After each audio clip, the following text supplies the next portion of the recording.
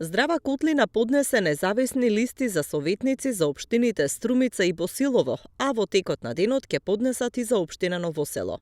Граѓанската организација има рок од 4 дена за собирање на потписите за нивните независни листи. Под името "Стига е", тие најавуваат фронт против рудникот и загадувачите на животната средина на локалните избори во октомври. Независните листи треба да соберат по 350 потписи за општина Струмица и по 150 за независните листи во Босилово и Ново село. Рокот за собирање на потписите е 30 август до полноќ. Од Здрава Котлина велат дека имале многу притисоци, но и покрај тоа успеале да ги поднесат советничките листи.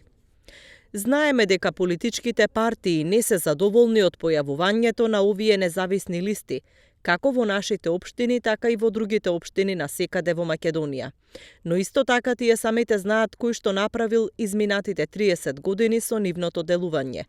Но најдобро знаете сите вие зошто живеете во реалноста креирана од политичките партии.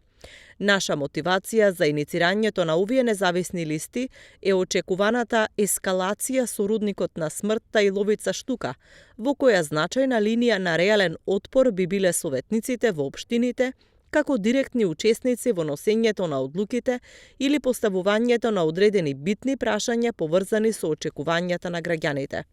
Во иста линија се решавањето на проблемите на граѓаните кои сепак не се мали во нашите општини и кои се наоѓаат заглавени во лавиринтите на интересите кои ги контролираат политичарите од партиите, се вели во соопштението на Здрава Котлина.